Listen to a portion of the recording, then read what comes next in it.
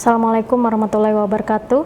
Senang sekali saya Antung Nurrahmi dapat kembali menjumpai Anda dalam program Dialog. Pemirsa, angka kejadian COVID-19 di Indonesia terus bertambah hingga saat ini, khususnya juga di Kalimantan Selatan. Dan untuk membahas hal ini lebih spesifik, saat ini sudah hadir bersama saya di studio Bapak Dr. Taufikur Rahman Hamdi MKes selaku juru bicara percepatan penanganan COVID-19 Kabupaten Tabalong. Selamat datang Pak, terima kasih sudah berhadir di studio kami pada hari ini. Baik Pak, berbicara mengenai angka kejadian COVID-19 dan khususnya juga di Kabupaten Tabalong, seperti apa kondisi terkini terkait penyebaran COVID-19 di Kabupaten Tabalong? Ya, boleh kita katakan alhamdulillah ya. Jadi perkembangan sampai hari ini, dan ini merupakan rekor angka terendah untuk ODP kita. Jadi pada hari ini ODP kita sudah mencapai 6 orang saja. 6 orang saja ya, untuk se-Kabupaten Tabalong Pak ya? Dan untuk PDP juga, untuk PDP ringannya cukup menggembirakan, tertinggal 1 saja lagi yang diisolasi mandiri di rumah. Nah kemudian OTG kita masih ada 9 ya. Nah jadi artinya progres kita cukup bagus untuk penurunan kasus-kasus dalam kategori pendeteksian COVID-19 ini. Baik Pak, untuk kondisi pasien yang terkonfirmasi positif yang saat ini masih dirawat di fasilitas khusus COVID-19 di Kabupaten Tabalong di RSUD Tanjung, itu bagaimana keadaannya Pak? Ya, seperti yang kita ketahui di RSUD Tanjung yang merupakan pusat khusus penanganan pasien COVID-19 ini, ada 4 orang yang terkonfirmasi positif dari klaster goa yang sedang kita rawat ya. 4 orang Pak ya? Iya. Dan kondisinya alhamdulillah sampai hari ini belum ada laporan mengalami hal-hal yang tidak seperti sakit atau sebagainya. Tetapi dalam kondisi yang sangat stabil sekali dan kita katakan prima lah. Dan beliau-beliau ini pada hari Kamis kemarin sekitar tanggal 30 April sudah kita lakukan swab test ya. Swab test untuk tahap kedua. Karena untuk yang tahap pertama hasil swabnya terkonfirmasi negatif untuk ke-4 orangnya. Konfirmasi negatif untuk ke-4 orang yang positif tadi Pak ya? Betul. Nah setelah dilakukan swab lagi pada hari Kamis kemarin, kita sekarang dalam posisi masih menunggu hasil swab keduanya. Nah kita tunggu saja hasilnya dan sama-sama kita doakan mudah-mudahan kalau hasilnya negatif maka ke-4 pasien ini boleh dikatakan sudah sembuh dari terinfeksi COVID-19 tersebut. Baik, berarti kita sembari menunggu hasil swab yang kedua Pak ya, untuk 4 orang yang terkonfirmasi positif. Jika memang hasil swabnya itu negatif, ataupun mungkin juga misalkan masih ada yang positif, itu kira-kira bagaimana penanganannya Pak? Ya, jadi kemungkinannya ada 2 ya. Kalau misalnya hasilnya nanti negatif kembali, maka pasien boleh dikatakan sembuh. Karena syarat sembuh dari COVID-19 ini adalah negatif 2 kali berturut-turut hasil swabnya. 2 kali berturut-turut. Nah, kalau kemungkinan keduanya masih ada yang positif atau semua terkonfirmasi masih positif, maka planning kita ke depannya adalah pasien masih kita isolasi untuk 1 minggu ke depan, yang mana nanti 1 minggu ke depan akan kita coba untuk melakukan swab lagi. Sampai yang terpenting adalah hasil konfirmasinya negatif 2 kali hasil swab. Jadi sampai dipastikan memang benar-benar negatif Pak ya? Betul. Baik, untuk sebelum 4 orang yang positif ini kan ada 1 orang yang memang terkonfirmasi sembuh. Itu bagaimana, apakah memang masih perlu ditinjau oleh tenaga kesehatan atau bagaimana Pak? Jadi secara total kasus konfirmasi positif di Tabalong itu ada 6 sebetulnya ya. Jadi 2 sudah sembuh, 4 yang masih dirawat menunggu hasil konfirmasi swabnya. Yang mana dari kedua orang tersebut, terutama yang baru saja sembuh ya, yang sudah pulang ke Desa Murung Karangan, kondisi beliau cukup baik dan beliau masih menjalani karantina mandiri selama 14 hari. Jadi kita tetap menghimbau kepada beliau untuk melakukan karantina mandiri di rumahnya, sekaligus untuk menjaga jarak dari keluarga maupun masyarakat sekitarnya. Apakah selama karantina mandiri itu juga kesehatannya dipantau ataupun beliau melaporkan kesehatannya secara berkala begitu Pak? Betul, jadi sebelum beliau pulang kemarin kita sudah memberikan edukasi kepada beliau bagaimana cara merawat diri ya, kemudian bagaimana menghindari hal-hal yang bisa menyebabkan beliau tertular dari orang lain. Karena satu hal yang saya ingatkan, beliau tidak menularkan lagi. Jadi beliau sudah sembuh dan tidak menularkan, itu satu. Yang kedua, tetapi beliau juga menghindarkan diri dari tertular kembali. Karena baru-baru saja ini di Indonesia ada dikabarkan saat pertama kali ada kasus orang yang sudah terkonfirmasi negatif ya, ternyata tertular kembali. Tertular kembali. Ya, jadi oleh karena itu kita tetap menganjurkan sesuai protokol daripada COVID-19 ini, setelah dinyatakan sembuh beliau harus karantina mandiri selama 14 hari. Dan beliau harus selalu melaporkan kepada petugas kesehatan terdekat jika ada gejala-gejala yang dirasakan muncul selama karantina tersebut. Berarti pasien yang sudah dinyatakan sembuh itu bisa memiliki kemungkinan tertular kembali, Pak. Betul. Ya? Apa kira-kira faktor yang bisa menyebabkan ya, tertular kembali? Kita ketahui virus COVID-19 ini karakternya masih belum jelas ya, masih dipelajari. Apakah dia mengalami mutasi atau perubahan-perubahan situasi ya. Karena ada disinyalir bahwa mereka ini sudah memiliki beberapa varian. Beberapa varian. Nah, oleh karena itu ditakutkan, walaupun dia sembuh terhadap varian A misalnya ya, dia bisa saja kemungkinan terjangkit oleh varian yang lain. Itu kemungkinannya, ini kemungkinannya. Karena para ahli masih mempelajari bagaimana pola perilaku virus ini. Nah, kenapa hal tersebut belum bisa kita pastikan? Karena kan sekarang sedang dilakukan penelitian terhadap vaksinasinya. Vaksinasi. Nah, tentu vaksin itu kan harus ditujukan kepada virus yang tertentu fokus. Iya. Tidak mungkin kalau virusnya 2-3 macam, vaksinnya hanya 1 macam. Nah, oleh karena itu, sejalan dengan ada berita yang kabarnya ada pasien yang sempat sembuh dan tertular kembali, memperbesar kemungkinan adanya varian lain. Varian lain. Karena secara imunologis mungkin dia sudah kebal terhadap satu jenis virus, tetapi terhadap virus lainnya mungkin bisa tidak kebal. Dan kemarin dinyatakan juga sebetulnya virus kita ini kan berasal dari Wuhan, Cina. Dari Wuhan. Tetapi setelah sampai ke Indonesia mengalami adaptasi atau perubahan mutasi sesuai kondisi di Indonesia. Sesuai kondisi. Nah, ini yang kalau mungkin nanti vaksin pun harus disesuaikan vaksin yang dari Indonesia, nggak mungkin memakai vaksin yang dari luar.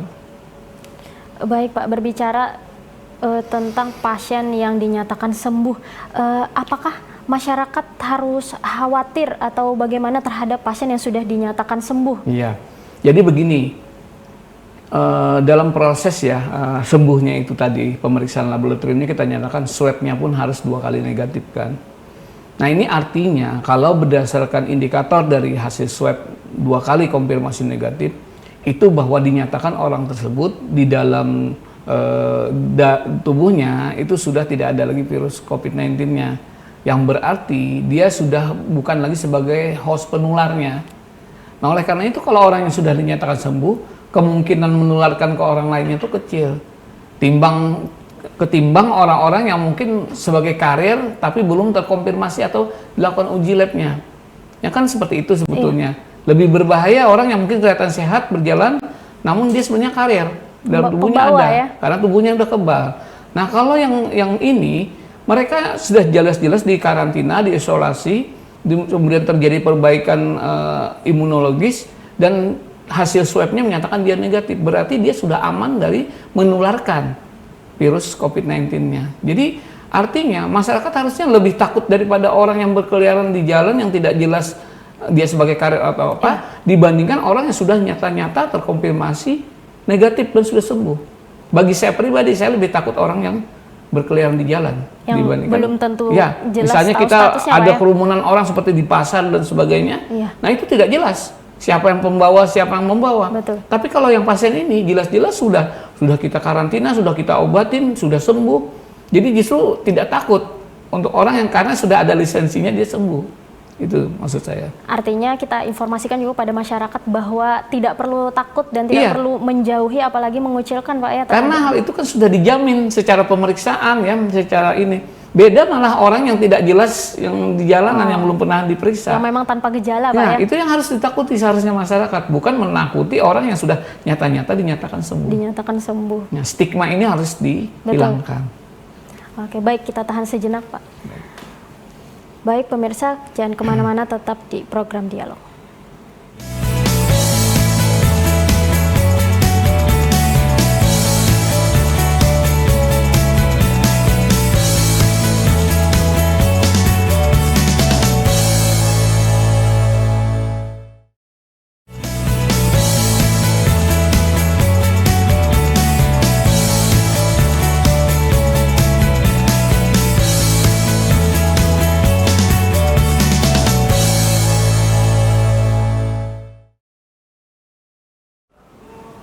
Baik pemirsa, kembali dalam program Dialog dan saya akan kembali melanjutkan perbincangan saya bersama Bapak Dr. Taufikur Rahman Hamdi.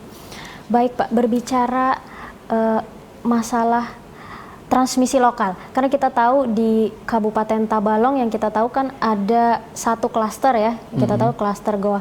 Nah, dari 17 orang yang sudah di swab ya dan dinyatakan negatif, itu reaktif dan juga untuk tes selanjutnya itu mungkin bagaimana keadaannya saat ini Pak? Jadi begini ya, untuk klaster Goa yang ada di Tabalong itu sebetulnya ada 74 orang. 74 orang? Ya, dari 74 itu sudah kita laksanakan karantina mandiri, mereka di rumah masing-masing. Dan selanjutnya kita lakukan rapid test untuk screening awal. Nah, dari hasil rapid test ke 74 itu didapatkanlah 17 orang yang reaktif. Nah, dari yang reaktif ini lalu kita lakukan swab. Nah, dari swab itu dihasilkan 6 orang yang positif. Jadi dari 17 yang reaktif tadi Pak ya? Ya. Nah, namun perlu diketahui dalam rangka pelacakan kasus atau screening, 17 orang yang reaktif ini tidak hanya sampai di situ saja, walaupun mereka setelah di swab negatif ya sebagiannya, yang sebagian lagi 6 orang positif. Perlakuannya adalah riwayat kontak atau keluarga yang terdekat dengan mereka, semua kita lakukan screening juga. Jadi di screening juga ya? Jadi screening itu melalui pemeriksaan ya, pertama suhu badan, yang kedua adalah rapid test juga. Rapid test juga. Nah, ini dalam rangka kita untuk menentukan ada atau tidaknya transmisi lokal tersebut. Yang disebut dengan transmisi lokal itu adalah penularan yang terjadi oleh orang yang terkonfirmasi positif di lokasi tempat tinggalnya. Karena kalau kasus Goa ini, yang 6 positif ini kan dia sebetulnya terinfeksi dapatnya dari luar. Dari luar Pak ya, bukan tempat mereka perjalanan. Nah, setelah mereka datang, jikalau nanti setelah kita lakukan swab atau rapid dan sebagainya, dari riwayat kontaknya itu ada yang positif, itulah yang disebut dengan transmisi lokal. Transmisi lokal. Dan alhamdulillah penelusuran kita dari ratusan ya orang yang riwayat kontak. Jadi sebetulnya satu orang positif itu bisa sampai 200 orang yang kita screening. Untuk satu orang yang positif? Betul. Contoh seperti yang dari PTSIS kemarin, yang pertama positif dari klaster itu kita sebanyak 204 orang yang kita rapid test. 204 orang? Dan alhamdulillah tidak ada yang positif, berarti tidak terjadi transmisi lokal. Nah, tetapi waktu yang konfirmasi positif Goa yang 6 orang ini, kita lakukan rapid test riwayat kontaknya atau OTG yang disebut orang tanpa gejala itu, ternyata ada yang reaktif. Ada yang reaktif? Tetapi nanti dulu, walaupun dia reaktif belum dikatakan ada transmisi. Nah, dari yang reaktif itu kita swab lagi. Di swab Pak ya? Nah, karena gold standar atau penetapan diagnosa daripada COVID-19 terinfeksi adalah melalui swab. Nah, jadi walaupun kemarin dia reaktif, yang riwayat kontaknya tadi, ternyata semua swabnya negatif. Waktu dilanjutkan ke tes sama yang swab. seperti yang Goa-nya sendiri, yang dari 74 itu 17 yang reaktif, yang positif swabnya ada 6 saja. Nah, alhamdulillah yang dari positif 6 ini, yang beratusan orang yang riwayat kontak dengan mereka, kita lakukan rapid dulu, dan dari hasilnya ada juga yang reaktif. Contoh keluarga terdekatnya atau tetangga dekatnya ada yang reaktif. Namun setelah kita lakukan swab, ternyata hasilnya negatif. Nah, itulah yang kita nyatakan bahwa Tabalong belum terjadi transmisi lokal atau penularan di lokasi tempatnya sendiri. Artinya bisa disimpulkan bahwa Tabalong belum dan tidak akan. Ya, mudah-mudahan semoga kita tidak akan tidak. Tapi saya tidak menyatakan tidak akan. Artinya untuk sementara belum. Dan mudah-mudahan tidak terjadi. Seperti artinya tidak transmisi lokal begitu Pak ya. Baik Pak. Banyak masyarakat yang melihat dengan semakin menurunnya angka COVID di Tabalong sendiri dan kasus yang tersisa tadi hanya tinggal 6 orang ODP. dan yang positif hanya tinggal 4 orang tadi Pak ya. Apakah Tabalong masih bisa dikatakan sebagai zona merah Pak? Jadi begini, pernyataan bahwa Tabalong zona merah itu karena ada positif 6 itu. Nah nanti kalau kita harus pastikan bahwa yang positif ini sudah tidak ada lagi dan tidak akan ada lagi, baru kita katakan kita zona hijau seperti itu. Sudah zona hijau Pak. Kenapa disebut zona merah? Karena zona merah itu artinya sudah ada agen penularnya di situ yang positif tadi. Dan ini akan beresiko akan menularkan kepada orang lain, apalagi kalau tidak diisolasi. Seperti itu. Nah oleh karena itu, kalau sudah tidak ada agen penularnya, kita bisa nyatakan mungkin tidak dimasukkan zona merah lagi. Jadi tolong masyarakat definisikan hal tersebut walaupun ODP-nya sudah turun semua, bukan dari situ disebut zona merah. Zona merah itu satu saja ada positif itu sudah dinyatakan zona merah. Nah, namun kontraproduktifnya yang saya sampaikan, mohon ini, walaupun kasus kita sudah mulai turun ya, bahkan turun, Pak, ya? Landai dan bahkan turun ya, bukan landai lagi turun. Jangan sampai mengurangi kewaspadaan masyarakat. Betul. Itu yang saya sampaikan. Saya tidak pernah menganjurkan bahwa dengan adanya kasus ini mereka nggak pakai masker lagi keluar. Karena merasa tidak ada pertambahan lagi, Pak ya. Yang kedua, mereka sudah berkeliaran ke rumah, berkerumun dan sebagainya. Dan itu yang menyedihkan saya. Tolong kesadarannya kalau kita Tabalong yang sudah bagus ini, itu ada kemungkinan akan menjadi memburuk lagi. Kalau perilaku kita yang sudah kita anjurkan itu tidak dipatuhi. Sudah lengah, Pak ya? Ya, sudah lengah. Makanya saya sarankan jangan hanya terpacu kepada masalah status kita turun.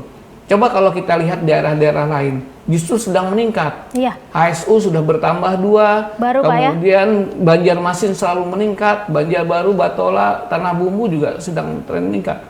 Berarti ada potensi dari wilayah-wilayah tetangga ini akan masuk ke tempat kita.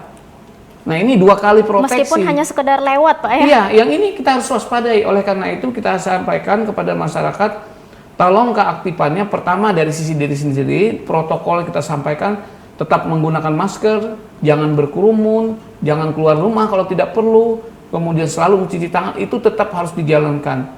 Walaupun nanti misalnya kasusnya sudah 0. Sudah 0. Kenapa? Karena Indonesia secara umum dan Kalsel secara umum belum dinyatakan bebas dari corona. Betul. Oleh karena itu, mungkin saja orang-orang yang positif di luar akan masuk lagi ke Tabalong. Dan ini apalagi sudah mendekati masa-masa orang mau berlebaran, walaupun pemerintah melarang ya, yang namanya mudik ya. Karena sebentar lagi lebaran Pak ya. ya. Tetapi kemungkinan ada saja yang, mohon maaf bahasa kita mecal gitu, iya, tetap mudik. mudik. Nah, ini yang kami beserta jajaran antisipasi hal tersebut.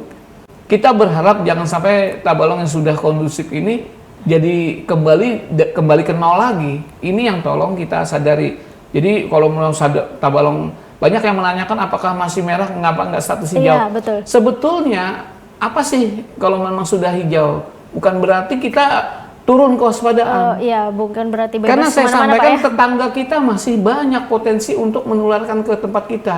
Dan saya sampaikan bahwa untuk batas kasus COVID-19 ini bukan pendekatan wilayah suatu pemerintahan administrasi, tetapi lebih cenderung ke arah pendekatan epidemiologis.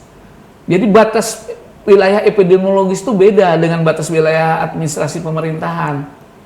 Oleh karena itu harus disadari. Kalau kita 0 tetapi tetangga kita masih positif, apalagi kita nih tetangga banyak sekali ya. Iya. Kalteng, Kaltim, dan Kalsel sendiri. Tentu kita tidak bisa berpangku tangan atau istilahnya tidak waspada gitu. Nah oleh karena itu saya melihat sudah mulai ada kecenderungan, kesadarannya sudah mulai menurun. Karena merasa angka tidak bertambah selama berapa minggu di jalan ya, di pasar, di sebagainya, orang sudah mulai tidak pakai masker lagi. Sudah malas ya Pak ya? Ya ini, tolong, masker itu digunakan pada saat kita keluar rumah. Dan apalagi kita ada potensi berkerumun di tempat-tempat yang orang banyak. Sekali lagi, apa istilahnya, dari hasil ini kesimpulannya, bukan berarti menyatakan setelah Tabalong kondusif ini kita tidak waspada. Betul. Justru lebih waspada. Supaya tidak terulang. Supaya Pak. tidak ada lagi kasus bertambah di Tabalong, apalagi muncul klaster-klaster baru. Mungkin klaster Goa sudah selesai. Kita pernah dengar di Banjarmasin ada muncul klaster Sentra Antasari ya. Klaster Sentra Antasari. Ya, artinya ada penularan di situ yang tidak disebabkan oleh klaster yang lain. Kemudian kalau di daerah lain di beberapa pabrik ya, ada muncul klaster-klaster baru yang berbasis pabrik. Nah, ini kita harus waspada ini karena Tabalong potensinya orang manapun dari seluruh Indonesia ada datang ke sini. Nah, itu implikasinya seperti itu. Baik, tadi Bapak menyinggung sedikit masalah klaster Sentra Antasari Pak ya, itu klaster baru yang ada di Banjarmasin. Betul. Bagaimana juga dari gugus tugas COVID-19 Tabalong untuk menyikapi hal ini? Nah, kemarin Ketua Gugus ya, dalam hal ini Pak Bupati sudah menyatakan bahwa setelah nanti ya, mudah-mudahan yang 4 positif ini negatif dan sembuh, kita Pak, ya? akan memasuki fase ketiga dari strategi penanganan COVID-19 kita. Apa itu strategi ketiga? Mungkin saya tidak bisa menyampaikan. Betul. Bapak Ketua nanti akan menyampaikan. Tetapi yang jelas kami akan lebih intensif sendiri lagi. Dan kalau dari sisi kami kesehatan, bahkan kami akan memperbanyak untuk pemeriksaan, terutama untuk rapid dan swab. Kalau selama ini kita hanya kasus positif atau klaster tertentu, sekarang kalau ada yang terindikasi langsung kita periksa rapid, kalau reaktif langsung kita swab di tempat. Artinya lebih memperketat di screening Pak ya? Dari segi screeningnya akan terperketat. Nah, kalau strategi-strategi lain mungkin nanti Bapak Ketua Gugus COVID-19 akan menyampaikan strategi lebih kita dalam Pak ya. Baik, kita tahan sejenak Pak ya. Baik pemirsa, jangan kemana-mana, tetap di program Dialog.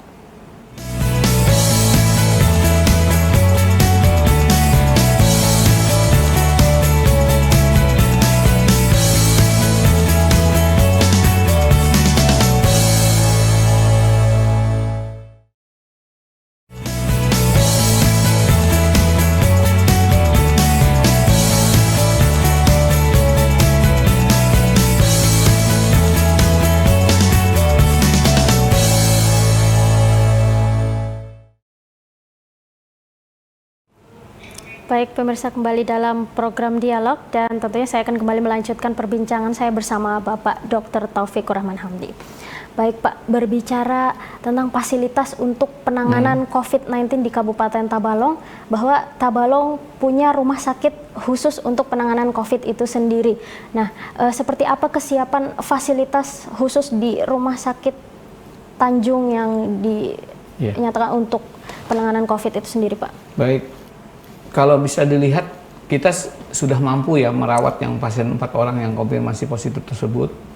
Namun sejalan dengan perencanaan kami untuk menciptakan unit khusus untuk menangani COVID-19 ini, kami sudah merencanakan untuk membeli peralatan-peralatan. Jadi dari segi fisik bangunan sudah sambil jalan dibenahi rumah sakit di Tanjung ini.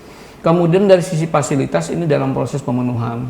Jadi baru aja minggu kemarin sudah datang ya seperangkat bed maupun peralatan-peralatan lainnya. Yang diperlukan ya, untuk kami memiliki Pak, ya? 20 bed, kemudian ada 4 ruang khusus dengan tekanan negatif ya. Jadi dengan tekanan negatif. Dan nanti dilengkapi dengan ventilator dan sebagainya. Kalau ada memang kasus-kasus yang gawat yang harus ditangani, itu kami sudah miliki tersebut. Nah kemudian untuk peralatan-peralatan lainnya juga sambil bertahap ya, masih dalam proses datang ke tempat kita. Kemudian dari SDM kita juga sudah ada sekitar 37 orang tenaga kontrak ya untuk menangani kasus COVID-19 ini. Jadi secara kesiapan sebetulnya kami sudah siap untuk sekiranya nanti jika masih ada kasus pasien yang terkonfirmasi positif COVID-19 tersebut. Artinya ditangani di rumah sakit khusus di Kabupaten Tabalong sendiri Pak ya? Baik, untuk pasien dengan kondisi apa saja kira-kira Pak yang akan menempati fasilitas tersebut? Jadi kalau kita lihat dari pola penanganan di Kalimantan Selatan ya secara umum, itu kan ada ditunjuk rumah sakit rujukan, yaitu rumah sakit Ulin dan rumah sakit Haji Buyasin Plehari. Nah, rumah sakit ini adalah khusus untuk pasien yang COVID-19 yang dalam kategori PDP berat. Berat Pak ya, PDP berat. Jadi kalau PDP berat memang tidak ditangani di kabupaten, langsung kita rujuk ke rumah sakit rujukan tersebut.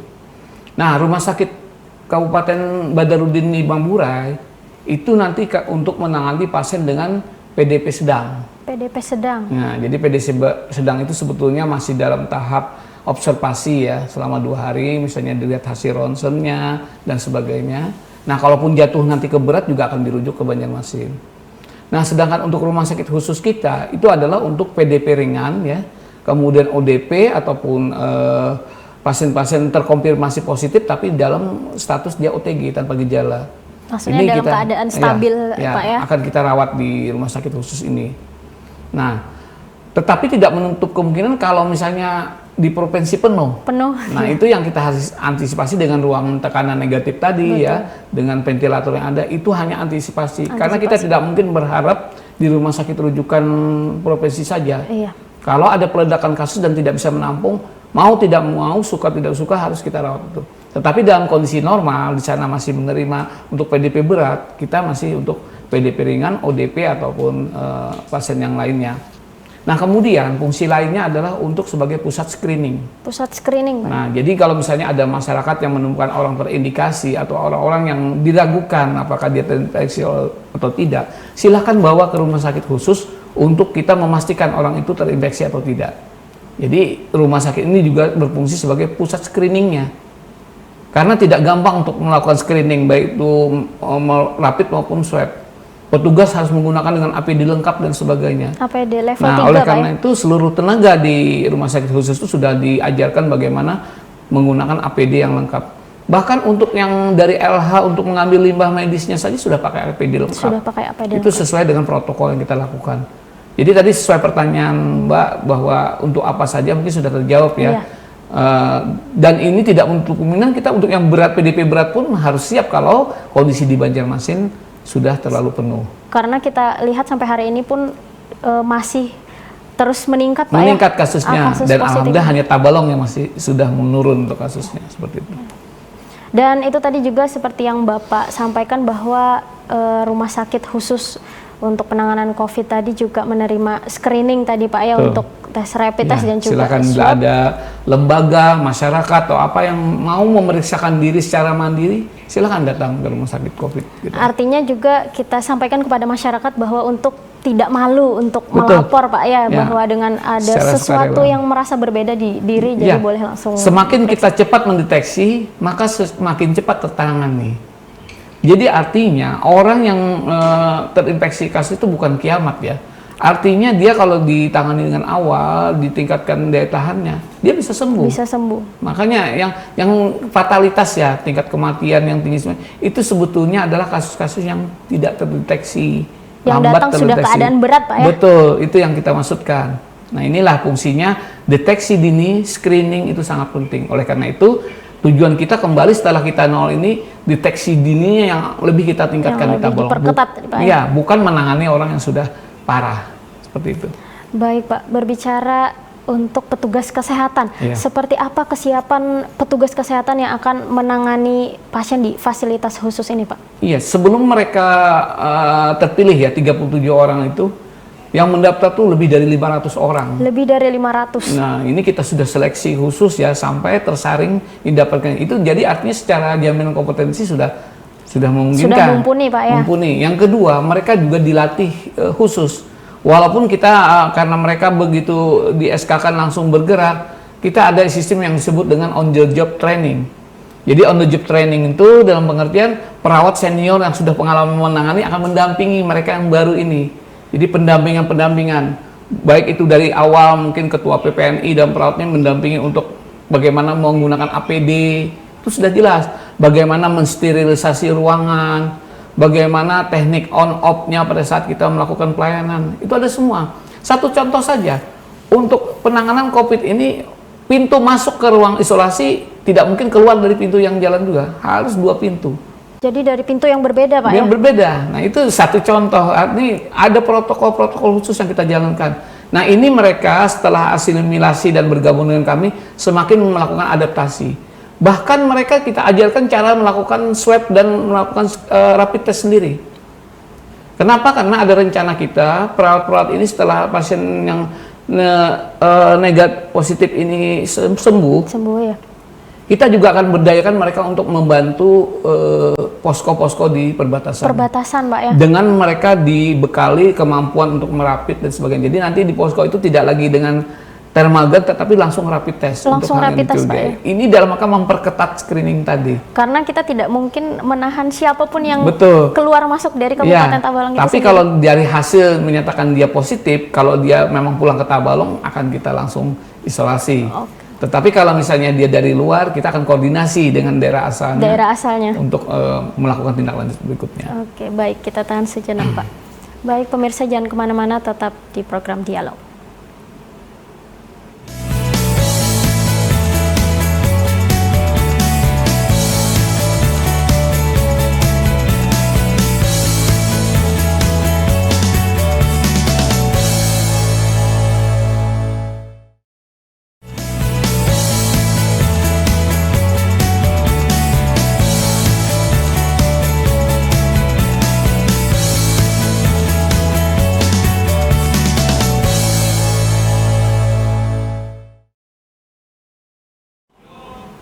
Baik pemirsa, kembali dalam program Dialog. Dan Pak Taufik, tadi kita berbicara masalah COVID-19 dan juga pasien dan juga terhadap lingkungannya. Bagaimana mencegah stigma negatif masyarakat terhadap pasien yang terkonfirmasi positif ini, baik dari pasien itu sendiri maupun keluarga yang tinggal di daerah tersebut, begitu Pak? Jadi yang pertama adalah pasien-pasien tersebut kita sudah berikan edukasi. Dalam pengertian begini, bagaimana mereka nanti akan merawat diri di rumah, menjaga diri agar tidak tertular lagi. Dan selanjutnya mereka justru kita minta juga sebagai juru bicara untuk ada testimoni lah kepada masyarakat sekitar bahwa COVID itu bisa sembuh. Tapi dengan catatan kita harus selalu berupaya untuk mencegah dari kita tertular ya dan sebagainya. Itu sudah kita berikan kepada pasiennya. Yang kedua, pada saat kita memulangkan pasien, kita sudah koordinasi dengan pihak kecamatan maupun desa. Nah, sebelum mereka dipulangkan, agar para camat maupun para kepala desa itu sudah mengkondisikan situasi di sana. Dan berikut juga menyampaikan bahwa lisensi dari kita bahwa yang bersangkutan sudah betul-betul hasilnya negatif dan tidak menularkan lagi. Itu sudah kita lakukan upaya itu sebelum mereka dipulangkan ke rumah. Artinya masyarakat di lingkungan sekitar dia tinggal itu tidak perlu khawatir, Pak ya? Nah, secara tidak langsung saya juga menyampaikan kepada masyarakat di sekitarnya, pertama, buanglah stigma negatif ya, bahwa mereka yang sudah pernah positif atau terinfeksi virus COVID-19 ini kan bukan suatu hal yang aib gitu. Betul. Terimalah mereka, bergabung, disyukuri ya kembali keluarga, dan justru jadikanlah mereka tokoh atau pelajaran kepada masyarakat yang lain, bahwa kalau tidak ingin terjadi seperti itu ya, janganlah kita istilahnya berlaku yang tadi, yang tidak mematuhi aturan dan sebagainya. Yang kedua juga masyarakat agar memotivasi yang bersangkutan untuk tetap melakukan karantina.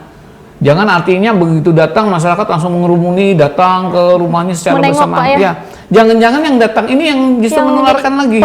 Pembawa. Nah, ini harus dihindari seperti itu. Nah, kemudian terimalah mereka, dimotivasi untuk melakukan karantina mandiri dan disupport. Nah, pemerintah juga mensupport dalam ini, memberikan kebutuhan hidupnya ya berupa sembako dan sebagainya. Dan juga ini kepedulian sosial juga dibutuhkan gitu loh. Jadi kita sama-sama menjaga gitu. Jadi apapun, bukan hanya X tadi ya yang penderita, yang orang pun yang sedang dikarantina jadi ODP atau apa di masyarakat tuh, tolong dimotivasi mereka untuk tidak berkeliaran. Karena mereka akan berpotensi menularkan dibanding yang sembuh tadi.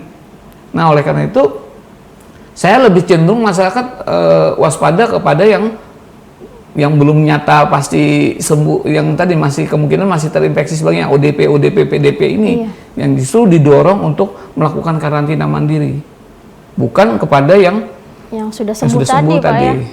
Justru kita memberi motivasi kepada yang sudah sembuh, jangan sampailah dia terinfeksi lagi.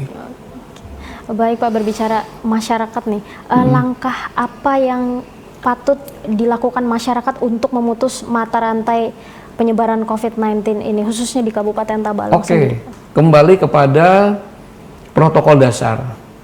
Artinya, kalau kita ingin sama-sama memutus rantai COVID-19 dan cepat berakhir ya pandemi ini. Betul. Kan masalah banyak yang menanya nih, bulan apa sih berakhirnya? Kapan berakhir, Pak ya? Justru jawaban saya adalah tergantung Anda. Kembali ke diri sendiri. Kembali Pak, kepada diri kita. Tapi kalau masih perilakunya malah longgar, tidak pakai masker lagi keluar rumah, berkerumun, ya, kemudian tidak pernah cuci tangan dan sebagainya, bukannya mempercepat nanti malah memperlambat. Kenapa? Kita sudah nol nanti bisa muncul lagi dan ini akan tambah panjang lagi. Kenapa? Kalau sudah ada yang positif kita harus screening lagi dan mohon maaf pekerjaan kami jadi lebih tambah Jadi berat. bertambah lagi, Pak ya. Bayangkan Anda kalau kita satu orang positif mau screening 200-an orang itu apa enggak tenaganya, biayanya dan sebagainya itu sangat besar sekali. Nah, ini yang tolong diperhatikan. Jadi saya pikir protokol dasar seperti gunakan masker, jaga jarak sosial maupun physical distancing, cuci tangan, berjemur jam 10 pagi ya, kemudian makanan yang berimbang, kemudian istirahat yang cukup, ini harus dijaga. Jangan sampai justru kalau mohon maaf untuk anak-anak muda ya, jangan begadang itu kongko-kongko di jalan dan sebagainya. Ini juga kontraproduktif dalam upaya kita untuk memutus rantai penularan COVID-19. Jadi saya kembali ingatkan apa tadi upaya yang ditanyakan, kembali kepada protokol dasar kita. Anggap seperti awal-awal kemarin yang kita sampaikan. Saya kadang-kadang kok kayaknya sudah mulai longgar lagi ini. Nah, inilah. Mungkin karena melihat angka tidak bertambah, Pak ya. Bolehlah Tabalong sekarang sedang menurun, tetapi kabupaten lain malah sedang naik. Dan saya sampaikan tadi penularan batas itu tidak batas pemerintahan, batas epidemiologis yang lebih berbahaya. Jadi kembali lagi anjuran pemerintah jangan mudik ya Lebaran, tidak keluar rumah kalau tidak ada keperluan, jangan berkumpul ya, kemudian gunakan masker, ini tetap harus dilaksanakan. Kalau kita sama-sama sepakat semua ingin mempercepat pandemi ini selesai di Bumi Sarabakawa ini. Oke. Baik Pak, terakhir harapan kepada masyarakat khususnya di Kabupaten Tabalong sendiri terhadap pencegahan COVID-19 ini. Pertama, tadi jangan panik ya. Mungkin orang sudah mulai banyak belajar ya. Tidak ada kepanikan ya. Karena kepanikan pertama akan menimbulkan penurunan daya tahan ya, karena stres dan sebagainya. Saya memang tahu bahwa dampak COVID-19 ini bukan hanya dampak kesehatan, dampak sosialnya juga cukup besar ya. Dan juga ekonomi Pak ekonomi, orang tidak bisa bekerja sebagainya. Nah, ini semua serba tidak nyaman. Tetapi saya bilang, rumusnya hanya satu. Harus taati protokol yang disampaikan pemerintah. Akhirnya dampak ini bisa kita hilangkan sendiri. Nah, jadi kembali ke kita sendiri lagi gitu loh. Kita mau nggak cepat rantai penularan COVID-19 ini cepat berakhir di kabupaten kita. Nah, tentu kerjasama semua pihak sangat dibutuhkan. Pemerintah dalam hal ini Umara ya, pemerintah, ulama ya, semua sudah mengingatkan hal yang baik. Kemudian tokoh masyarakat, nah kembali peran serta masyarakat yang dibutuhkan. Ibarat kata bahasa kita itu jangan acuh bebek lah sama COVID-19 ini. Sama-sama menjaga lingkungan. Dan lagi saya sampaikan, karena kita tahap berikutnya akan memperketat screening, tolong bantuannya. Laporkan kepada kami kalau ada yang mencurigakan ataupun ada kesadaran pribadi untuk memeriksakan diri. Ini sangat penting karena terus terang kami sangat terbatas ya untuk menjaring kasus ini tanpa ada dukungan dari segala pihak. Dan sekali lagi di kesempatan ini saya juga mengucapkan terima kasih ya karena bantuan kepada kami cukup mengalir ya, baik dari pemerintah, pihak swasta maupun masyarakat yang memberikan sumbangan baik itu moral ya maupun material, ada yang bantu masker, APD dan sebagainya. Dan ini terus terang adalah sumbangsih yang sangat berharga dan membantu kita dalam proses mempercepat pemutusan rantai COVID-19 di Tabalong ini. Itu aja mungkin presentasi. Baik, terima kasih Pak Dr. Taufikur Rahman Hamdi sudah berbagi informasi yang sangat bermanfaat tentunya untuk masyarakat yang ada di rumah. Baik pemirsa, itu tadi perbincangan saya bersama Bapak Dr. Taufikur Rahman Hamdi terkait tanggap dan waspada terhadap COVID-19.